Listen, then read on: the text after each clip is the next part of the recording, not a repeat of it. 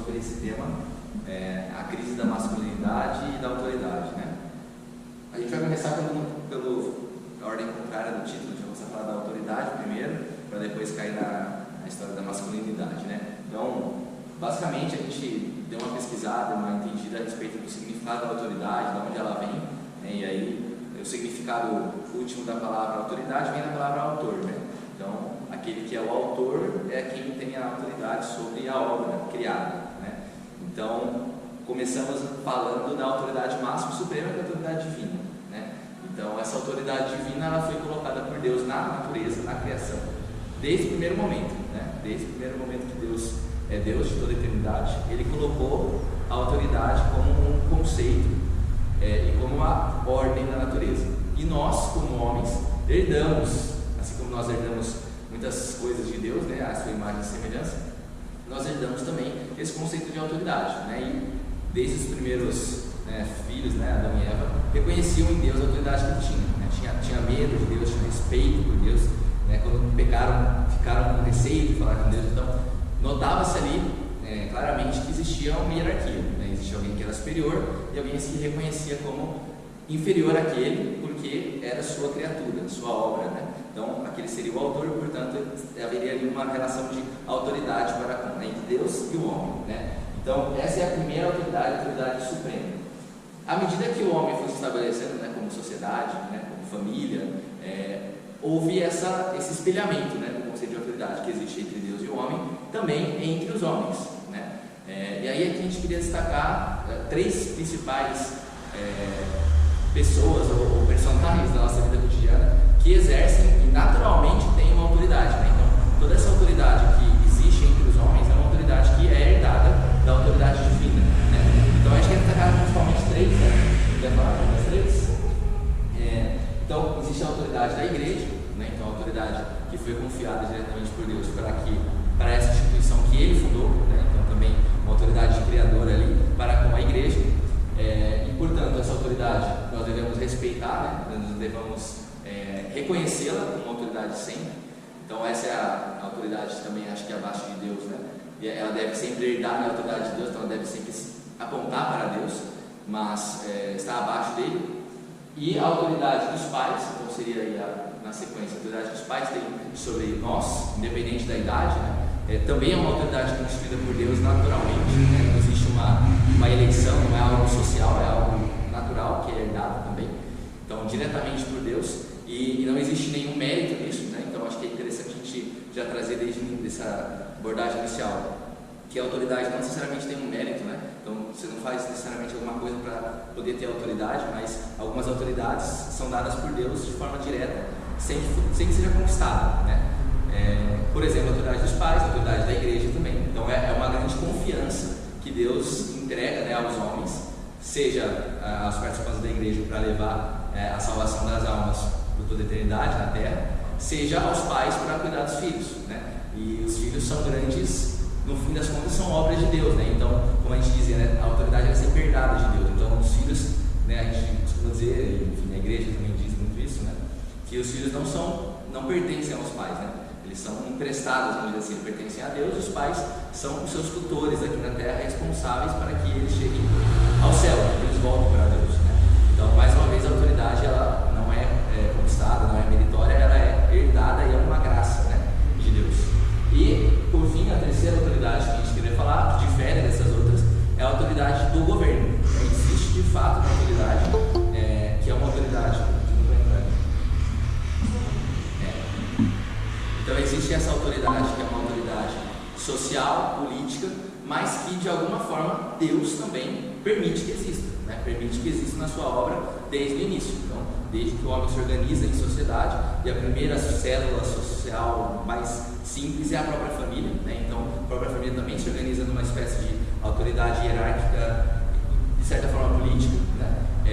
E o resto da sociedade também. Então, existe uma sociedade, uma autoridade que Deus permite que ela aconteça na Terra, não necessariamente uma autoridade natural, ela pode ser subvertida, ela pode ser roubada, mas é uma autoridade que naturalmente Deus permitiu que existisse, né? Inclusive, a teologia católica defende que existe os anjos de cada país, né? Na história de Portugal, a gente vê muito isso. O anjo de Portugal aparece para Dom Afonso. Então, existe um reconhecimento espiritual, né, da autoridade dos governos, né, dos governos, dos estados, né. Então, a gente vê que Deus também age através dessa hierarquia, dessa autoridade que é terrestre, né, que não é uma autoridade necessariamente herdada de Deus. Então, essas são as três principais autoridades que a gente queria começar destacando, que existem e que elas precisam ser respeitadas, né. E aí, eu acho que é mais fácil a gente entender por que precisa respeitar a autoridade divina, né, falando no contexto de fé. Então, acho que todo mundo entende isso. A autoridade dos pais da igreja, a autoridade dos governos é um pouco mais complexo de explicar, de defender, mas a gente vai também falar um pouco sobre isso. À medida que a gente fizer a gente vai discutir um pouco mais sobre, enfim, por que existe autoridade e como lidar com essa autoridade, o que ela de fato significa na nossa essência, né? Acho que sim. Bom, mas mas é interessante a gente pensar também que a autoridade ela sempre tem que estar a serviço do outro, né? Ela existe toda autoridade para o bem do outro, o bem do próximo. Então, se a gente pensar, por exemplo, na nossa vocação, né, na autoridade de pai e mãe, acontece que se, por exemplo, um pai ele diz: meu filho, eu tenho autoridade sobre ele porque ele treme de medo de mim, né? Eu mando, ele faz, ele obedece. Mas é aquele pai que nunca explica as coisas para o filho, não educa de fato. É só essa relação de ele acha que ele tem autoridade porque o filho faz, mas no fundo é por um medo. Então a gente também estava refletindo sobre a diferença de autoridade e autoritarismo, né?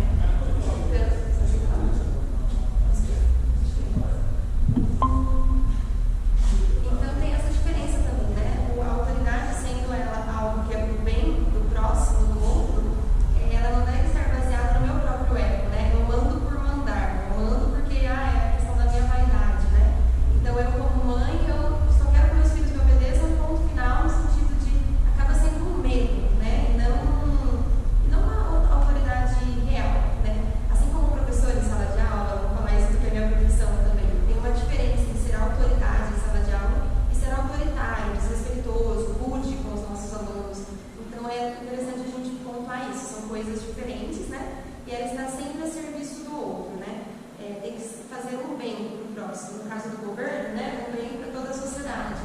Se não for assim, não é uma autoridade da forma que Deus pensou, né? É uma falsa autoridade. Então, o que eu até estava comentando em casa, a gente pensou nessa questão da autoridade legítima, que é de fato, né? Autoridade, e nessa que é uma farsa, né?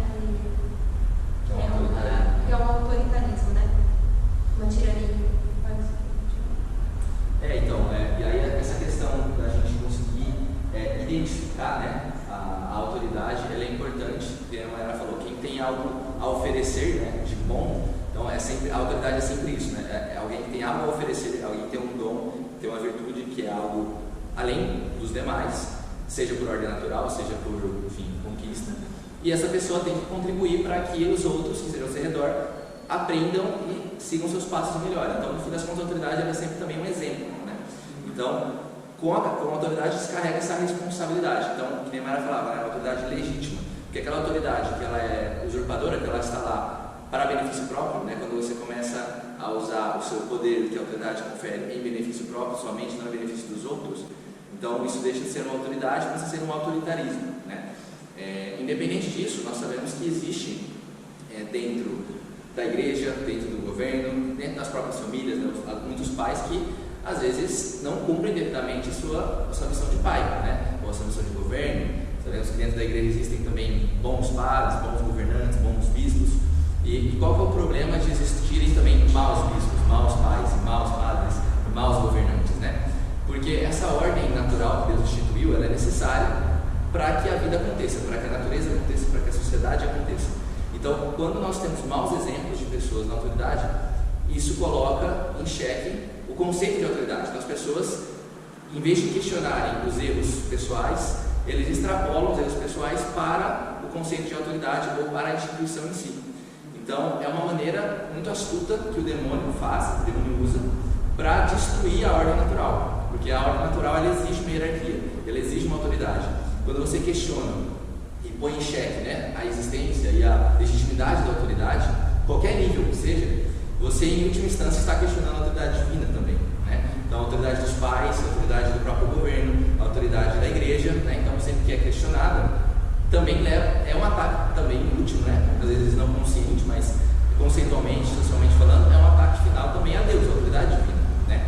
Então, por isso que é importante que a gente tenha esse discernimento, né? De separar os erros pessoais do que realmente afeta a instituição e a autoridade em si, né? Então, a gente tem que separar os erros dos padres dos erros da igreja, né? Porque a igreja é santa, a igreja não é. Temos que separar, às vezes, os erros dos pais, independente de quanto nossos pais erram, né? E podem errar, são humanos, eles continuam sendo autoridade, né? E também os governos, independente do quão bom ou ruim o governo é, ele continua precisando ser... Vamos pegar parte pelo todo, parte né? pelo todo, né? Então, aquele um padre, muitos, ou enfim, ruins, que ensinam algo que vai contra a ordem divina, não é por isso que a igreja deixa de ter autoridade, né? Assim como nós pais erramos, agora, como nós somos pais e mãe, a gente sabe que a gente sempre tenta acertar, mas como todo ser humano, a gente erra também com os filhos. Não é por isso que essa autoridade deixa de existir, porque é algo natural. Apenas pelo fato de eu vou desligar. Apenas pelo fato de sermos co-criadores com Deus, termos filhos, essa autoridade é natural, né? Nós somos responsáveis, né? Pela nossa obra junto com Deus. E essa... Pai, você está com o microfone aberto. E aí, quando a gente se volta, né, contra uma autoridade, no conceito de autoridade, não reconhecendo que existem pessoas que são pecadoras e que erram, né, isso acaba se tornando um pecado, né? Então, qual deve ser a nossa postura, né, diante de uma autoridade que às vezes exerce mal a sua autoridade, né? Então, primeiramente rezar, né, para que ela se converta, porque isso é o pecado grave, né? Porque querendo ou não, a autoridade, como ela vem de Deus, ela tem que levar para Deus. Então, qualquer autoridade que vá contra os princípios divinos é uma autoridade que está usurpando o próprio poder que foi confiado, né? Então, é um pecado grave para a pessoa que faz isso, né? E ao mesmo tempo é um grande risco, porque coloca em xeque a questão da autoridade de maneira ampla, e isso pode ser bastante prejudicial para a alma de todos, né? Dos que querem questionar, se revoltar, destituir a autoridade, enfim, né? Vou dar um exemplo para ficar uma coisa mais prática, assim. Então, a gente pegar um mandamento, né? Quando Jesus fala sobre a castidade, por exemplo, sobre a pureza, né? A gente sabe que essa é uma ordem divina, ele que é o autor, a autoridade suprema, deu essa ordem, apenas um exemplo. Mas se um sacerdote ou um ministro, alguém dentro da igreja fala contra isso, que não é necessário, que não existe castidade, que é besteira, não é uma autoridade real, né? Porque está indo contra a autoridade máxima, e também não é errado, não é pecado nesse caso que a gente não siga aquela autoridade, né? Justamente porque está indo contra uma ordem divina. Assim como o governo, se ele coloca uma lei lá que aprova o aborto, que estão tentando fazer com 24 semanas, ou independente da idade gestacional, nós, nesse caso, sabemos que nós não temos que seguir aquela autoridade, que vai contra o mandamento maior da autoridade suprema, que é o próprio Deus.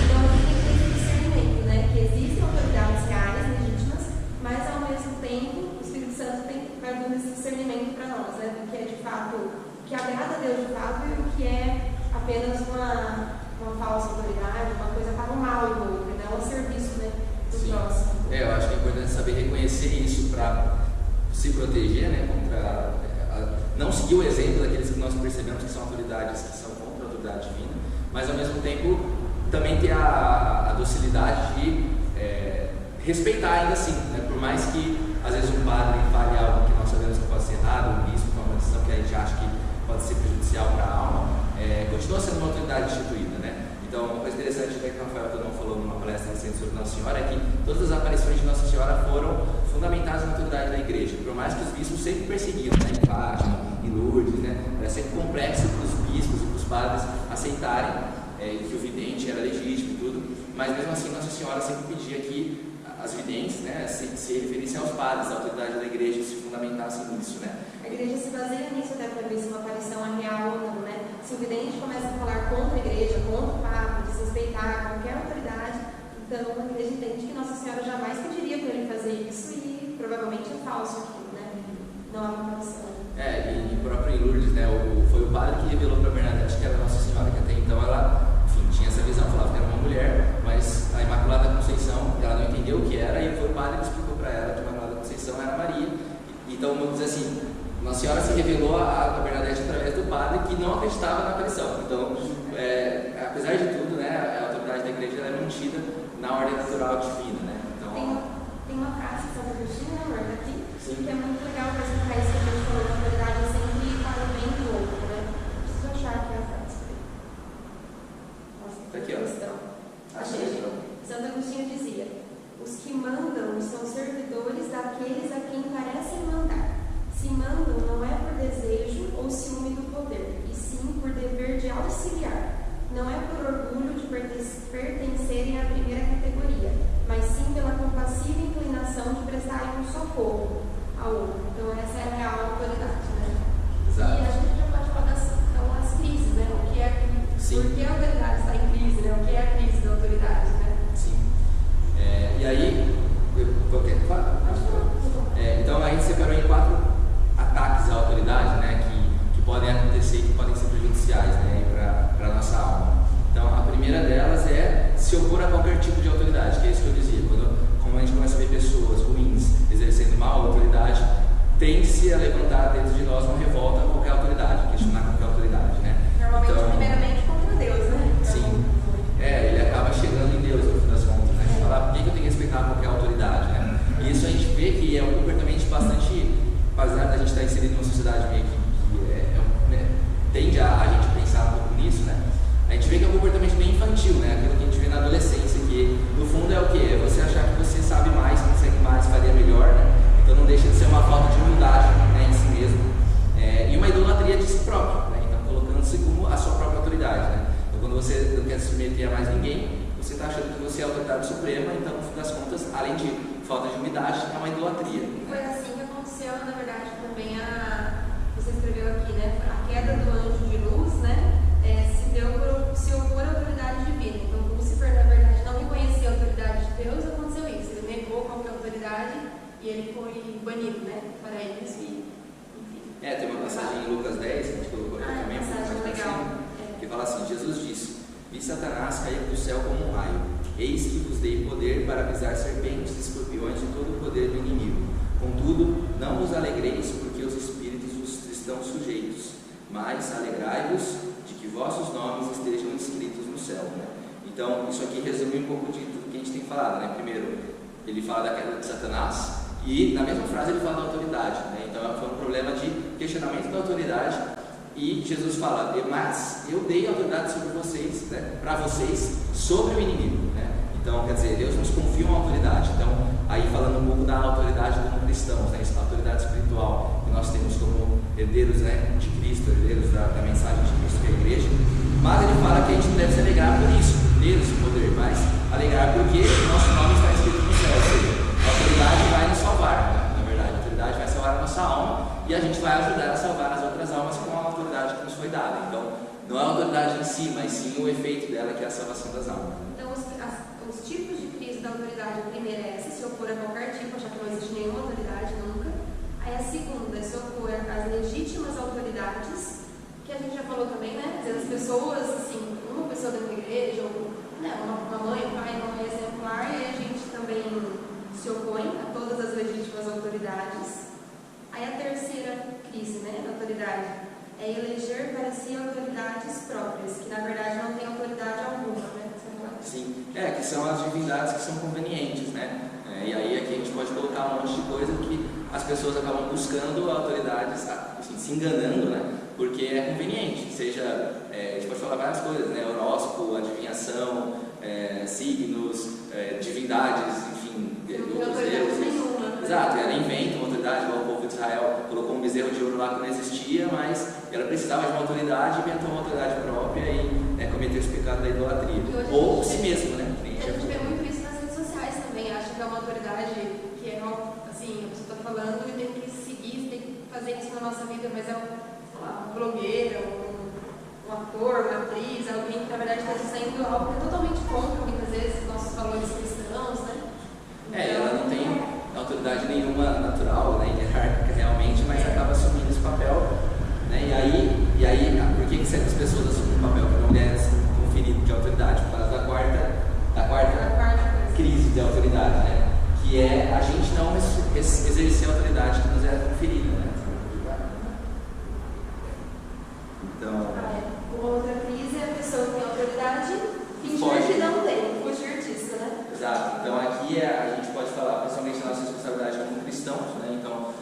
temos uma responsabilidade de levar a mensagem de Cristo, de defender a verdade.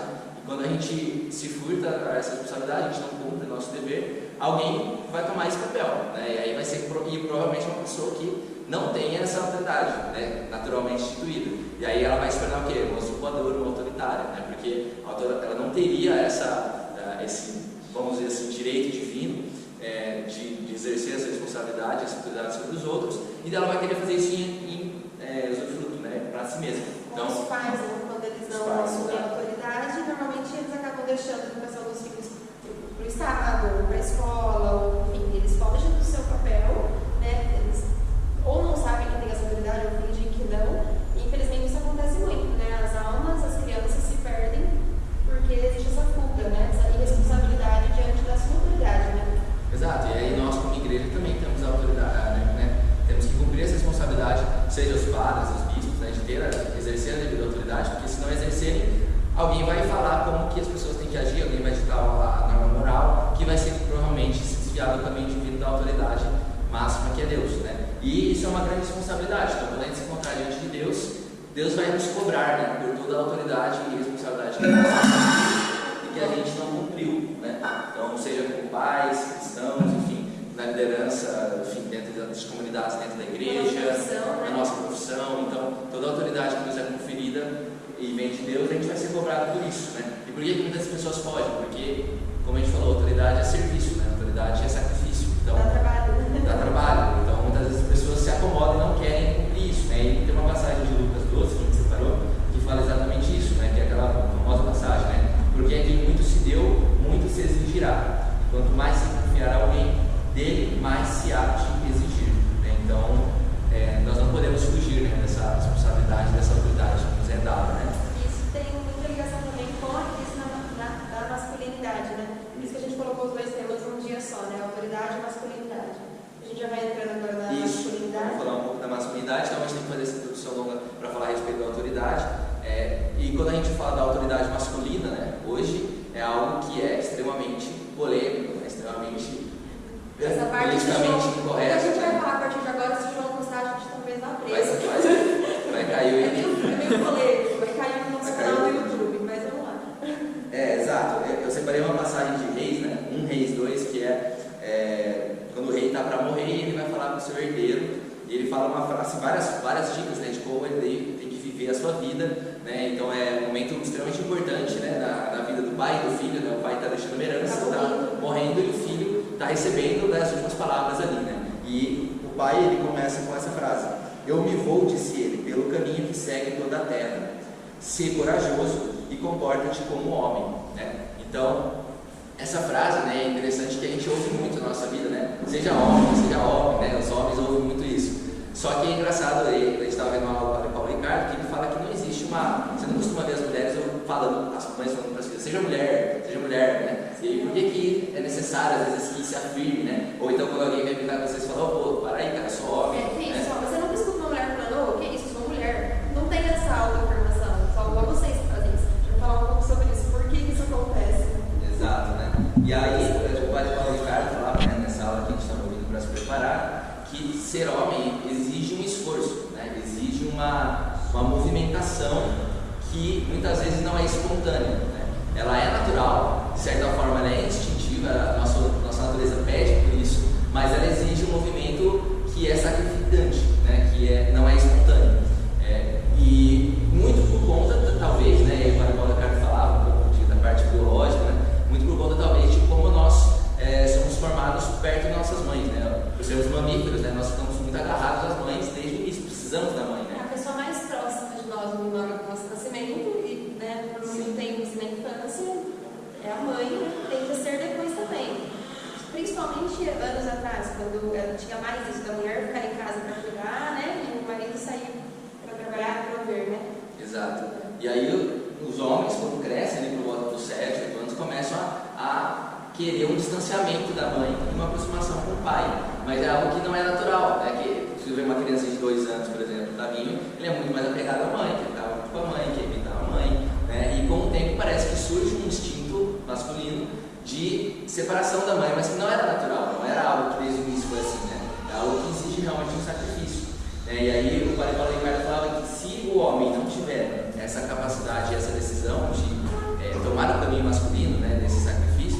ele vai acabar perdendo essa oportunidade de masculinização, né? Então, desde o início, né, e para que falar tudo isso, né? E desde o início, o ser homem, ele é sacrificante, ele é exigente, né? E isso faz parte da essência, é uma realidade espiritual, né, do homem de se sacrificar, né? Então essa é a grande... O ser homem é uma missão de conquista e sacrifício, né? Então, quando o homem não encontra na vida situações que ele precisa colocar a vida em risco, ofertar a sua vida, ele começa a se sentir vazio, né? É engraçado até, tem alguns Instagrams que eu sempre falo um pouco disso, né? Mas muitas vezes os homens, eles se pegam pensando em situações de perigo, assim, tipo, sei lá, como que seria se entrasse alguém aqui, como é que eu ia reagir, o que eu ia fazer, né? E às vezes você está aleatório, assim, no meio da missa, você começa a pensar um negócio que não faz sentido, você fala, nossa, por que será que eu penso essas coisas, né? Mas é realmente esse instinto do homem de se sacrificar, e você vê valor nisso, né? Você espera um dia poder fazer isso, né? Apesar de ser algo meio louco, você espera um dia poder colocar sua vida em risco, até usar da força, né? Pra defender alguém, defender alguma coisa, né? E o Padre Paulo ele falava nesse sinal, né? Que a verdadeira masculinidade era o que, na verdade? Quando, bom, melhor você falar isso, né? Sobre a força, mas controlar a força, né? Ah, sim. Ele falou de ser gentil, exato.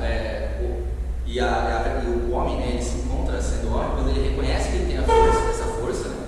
E ao mesmo tempo ele sabe dosar o uso da força. Então ele é gentil, né? Então esse é o ideal do homem cristão, né? O ideal cavalheiresco, né? A gente vê muito nos contos medievais, né? O homem que é viril quando tem que lutar com o inimigo, mas ele é doce e é gentil quando lida com os que são mais fracos, lida com as crianças, lida com as mulheres, né? Então ele sabe dosar a força e ele sabe que ele não é diferente, por exemplo, o ideal, né, do homem cristão é diferente do bárbaro, né? O bárbaro que usa violência para tudo, desmedida, enfim, só a violência pela violência, ou de alguém que sente prazer em usar a violência independente do motivo, né? O ideal do homem cristão é aquele que sabe que tem a força, espera o momento de poder usá-la pelo bem, né? E esse uso da força, ele exige necessariamente que se coloque a própria vida em risco, né? Então é meio que uma necessidade natural, e que o homem vai se descobrindo, e que para ele passar, e é engraçado que todas as culturas percebem isso, né? Sentem isso na natureza masculina. Então, tanto que a gente vê nas tribos indígenas, nas culturas mais primitivas, que existem rituais de passagem, né? Então, quando o menino se torna adulto, ele precisa fazer algo que é sacrificante, né? Ficar na mata 5 dias sozinho e sobreviver, e sei lá, colocar a mão numa luva cheia de formigas e coisas meio estranhas assim, né? E claro que o Ocidente cristão ele lapidou isso, né? Então ele fez, existe um certo ritual de passagem, mas é no aprendizado com uma referência masculina, né? Que em geral é o pai, mas que, enfim, para quem não tem pai, pode ser também um irmão mais velho, pode ser um tio, pode ser até alguma figura que às vezes nem é familiar, né? Um rei ou uma pessoa, enfim, que a masculina que você admira acaba se tornando uma referência. Ele falava que é sempre necessário que o homem se espelhe em outro homem para aprender a ser homem, que tenha em algum momento esse distanciamento da figura materna, porque, que nem o Gui disse, né, exige esse esforço, né, que seja homem. Inclusive é interessante a gente pensar que isso é bíblico, está na Bíblia, nessa fala, né, do rei pro filho dele, na hora da morte dele. E aí é meio polêmico falar isso hoje de autoridade masculina, ainda mais aquela passagem que fala sobre a mulher ser submissa ao homem, né? E é justamente isso que o Gui disse, né? Que ser submissa é ao homem, não é difícil para nós sermos submissas, né? A um homem que realmente daria a vida por nós, pela família. É difícil ser submissa a um homem que, na verdade, sei lá, foge da sua autoridade, é um tirano, é um machista, né, tarado, algumas coisas assim. Né? E eu abri uma caixinha hoje até no Insta, perguntando se alguém queria dar uma sugestão, ou tinha alguma dúvida sobre esse tema, né? E aí mandaram assim, então a masculinidade, o masculino e o machismo, né? São coisas iguais, são coisas diferentes, né? Na verdade não, a gente estava pensando que a masculinidade é o uso dessa autoridade, dessa força, para benefício do outro, para proteger, para cuidar, para dar a vida. E o machismo não, ele de fato existe, né? Não é uma invenção, assim, existe infelizmente, mas é você usar a sua força em benefício próprio, violência pela violência, e não para cuidar, né, da sua família, dos outros. Então, o Padre Paulo dizia, nunca vi uma mulher que realmente, ele falava, não alguém que já está tomado pelas ideologias, uma feminista, uma pessoa que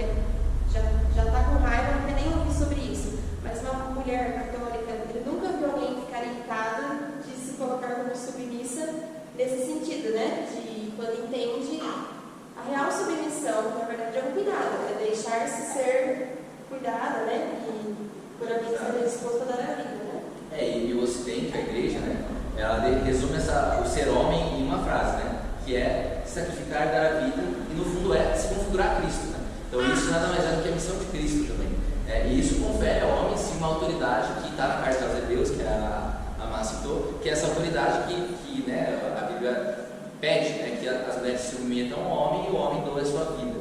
Então, e por que isso parece tão contraditório na cultura atual? Né? Se você falar isso, parece um crime, né? Exatamente porque existe essa ausência da autoridade masculina. O homem não assume essa autoridade como deveria, né? Então, até a gente vê que é muito arriscado, né, para uma sociedade você deixar de ter homens que assumem a responsabilidade, né? Porque são os homens que são as pessoas, e talvez até por isso, né, a gente pode falar em questões sociais, de reset mundial e blá blá blá, mas no fim das contas, quando você tem homens que são proativos, que estão dispostos a lutar pelo que é verdadeiro, que é bom, é muito mais difícil você instituir uma autoridade autoritária, né? Você impor algo que vai contra os princípios básicos, você ferir os direitos humanos, porque você sabe que ali existem pessoas que vão se levantar contra isso. Vai ter uma reação. Não dá inerte, assim, né? E isso tende a partir dos homens, porque o homem é que tem que ser o proativo, a se colocar como decisório, né? Ele é muito mais de definição das coisas, né? E a mulher tende um pouco a ser mais receptiva, né? Até no relacionamento afetivo, né? O homem é que parte mais para a conquista, a mulher é mais receptiva, aceita ou não, mas o homem é que toma a frente, né? Em geral, isso é assim, né? Exato. Hoje, como está essa crise na masculinidade, isso leva a uma crise na feminilidade também. Não é o tema de hoje, a gente não vai se alongar, mas o que está acontecendo? As mulheres estão cada vez mais masculinas, porque está faltando essa posição, né? O homem ter a sua masculinidade. E aí o Paulo ele falava que hoje em dia está na moda o termo metrosexual, né? Ao invés de usar o termo homem mesmo, o metrosexual, que as pessoas colocam como um homem que gosta de se cuidar e tudo mais, mas não é isso no fundo, porque não tem um problema do homem se cuidar, vamos dizer, de sua aparência, enfim, de uma forma equilibrada. Mas ele dizia que o metrosexual, na verdade, ele deu exemplo daqueles carinhas que vai pra academia e tá cuidando do seu físico somente para ficar se namorando no espelho. Então o cara, ele definiu o metrosexual como alguém que ama a si próprio e que idolatra a si mesmo e a sua própria força, né? E enquanto deveria ser o que o Gui disse, né? Nessa questão de relacionamento, por exemplo, a mulher, a gente normalmente o homem vai para a conquista e a mulher tem essa posição de ser desejada, mas ele falava que o metrosexual também quer ser desejado, também tem uma postura muito passiva, né? Nessa questão de afetividade, né? E isso causa um grande problema, né? E parece que não é ao acaso que isso tenha acontecido, né? Realmente parece que é um ataque do inimigo mesmo, e aí isso vai ferir uma série de coisas na organização da autoridade dentro da família, na organização da autoridade dentro da sociedade, e torna mais fácil que outras pessoas que não teriam legitimidade para assumir essa autoridade assumam, né? E aí que vem os autoritarismos que a gente falava, né? Então a imposição de coisas que são contra a verdade, são contra aquilo que é bom. E vai ter menos gente, né? Quanto menos homens nós tivermos, menos gente vai se opor a isso de maneira de afrontar realmente, de se levantar contra isso. Um exemplo recente que a gente viu nas redes sociais, toda a questão que aconteceu no Rio Grande do Sul, né? As dificuldades que eles estão passando, né? Mas enfim, passaram por situações bem piores do que hoje está, mas quem estava lá muitas vezes na linha de frente eram os homens que tomavam a iniciativa, né? As mulheres obviamente contribuíram muito. E aí, mas assim, quem estava colocando a vida em risco e aí aqui quem se fazia o tema, né? Eram os homens, né? A gente até brincou, né, que lá a gente não viu nenhuma bandeira colorida lá no meio, assim, não foi noticiado, né? Então, tantos grupos que às vezes causam essa polêmica, falando mal, chamando os homens de tóxicos, disso, daquilo, mas na verdade a maioria que estava lá para salvar os outros, para dar a sua vida lá no meio da enchente, eram os pais de família, eram os homens, colocando a sua força que existe, né, em favor do outro, né? Então o padre Paulo falava lá na aula que a verdadeira masculinidade é saber medir a sua força. Ele disse, quando vocês homens vão assistir um filme, um bom jeito de medir a sua virilidade, eu achei engraçado isso. Então, se você, meu irmãozinho, ele dizia assim, é aquele homem que só gosta de um filme muito frufru, muito água com açúcar, né, muito romance, muita coisa assim, ele fica esperto. Mas também, isso é um lado, é um extremo. Mas também, se você é aquele homem que, se um filme, nos primeiros 5 minutos, não morreram 55 homens de forma sangrenta e violenta, se não tem isso, você é um filme ruim porque não tem essa violência, também é um outro extremo. Então, ele deve ser para a gente pensar. O marido tem que assumir o seu papel, né? Mas não é ser bruto e usar a sua força por usar, mas também não é ser mole, né? E quando precisar, ele precisa defender, estar pronto, né, para servir. Então, é legal essa coisa do filme, né? É isso. E aí, para fechar, só um breve exemplo do que a gente falou, é que nós devemos rezar muito, né, para que as autoridades instituídas sejam verdadeiras autoridades, né, e não autoritários, em todos os níveis, dentro da família, o homem em relação à mulher, os governos, a igreja, e ao mesmo tempo ter esse discernimento, né, para não querer, como muitos grupos fazem, talvez de forma consciente, talvez de forma inconsciente, como ferramentas do inimigo mesmo para destruir a ordem natural das coisas, mas que querem simplesmente inverter e destruir toda a autoridade que existe, né? Não é à toa que se critica muito o patriarcado. O patriarcado, no fim, é você criticar a autoridade masculina, né? A autoridade bíblica, a autoridade natural do homem. E aí, o que eles fazem para destruir? O principal caminho lógico é pegar um mau exemplo e dizer que todos os exemplos são assim, né? E você extrapolar aquele mau exemplo que existe, claro. Então, aquele que usa autoridade em benefício próprio é autoritário, e claro, vai existir, mas deve ser combatido o erro pessoal e não o conceito de autoridade. Então a gente tem que tomar esse cuidado de não cair nessa, até mesmo dentro da igreja. A gente vê hoje muita gente questionando, até pessoas que parecem bons católicos, né, questionando abertamente, criticando de maneira agressiva, né, as autoridades da igreja, e isso é bastante problemático, né? Isso foi por esse caminho que Lutero foi, né? Lutero parecia ser uma pessoa que queria ajustar os problemas que existiam na igreja, e ele foi por um caminho de separação, de crítica pública, que acabou com o rompimento da igreja com uma heresia e um erro muito pior do que eram os erros da igreja na época, né? Que existiam erros de corrupção, existiam erros, enfim, diversos, e o Lutero foi por um caminho de ruptura, que parece ser, e aí minha opinião pessoal, o caminho que muitos hoje, católicos se dizem católicos conservadores, católicos, né, que defendem a verdade, eles acabam indo por esse caminho de destruição do conceito de autoridade da própria igreja, né, criando uma autoridade própria, né? Então, se dizendo superior ao Papa, se dizendo superior aos bispos e tal, então, e usando os maus exemplos para expandir isso. Eu acho que não é consciente, eu acho que se eu falasse isso para eles, acho que eles iam querer me queimar na fogueira também, mas parece que é um erro, né? E é um erro que a gente já viu acontecer, então, para que a gente esteja atento a isso também, né? Tá bom, quer rezar para encerrar? Então vamos lá, fazer uma oração final. Em nome do Pai, do Filho e do Espírito Santo. Senhor Jesus, nós nos colocamos aqui diante de Ti e te pedimos que o Seu Espírito Santo venha nos nossos corações, na nossa alma, para que nós saibamos, assim como o Senhor, reconhecer a autoridade e amar a autoridade instituída, acima de tudo amar a autoridade divina, a autoridade que o Senhor exerce sobre nós, sobre toda a humanidade, e que tenhamos esse discernimento para que consigamos construir dentro das nossas famílias, dentro das nossas comunidades, dentro da nossa sociedade, o conceito verdadeiro de autoridade, e que nós não fujamos da nossa responsabilidade como cristãos e no estado de vida que o Senhor nos colocou, possamos cumprir essa responsabilidade que o Senhor nos confiou, para que quando estivermos diante de Ti, possamos nos alegrar dos frutos bons que a nossa autoridade deixou neste mundo e para a salvação de todas as almas na eternidade. Que Nossa Senhora nos ajude, Nossa Senhora que sempre foi submissa a José, submissa a Cristo, que ela nos ensine o caminho da humildade, o caminho do amor à autoridade e também o caminho de amor aos homens e aquilo que os homens têm para oferecer para nós, para a nossa sociedade, para a salvação da nossa alma.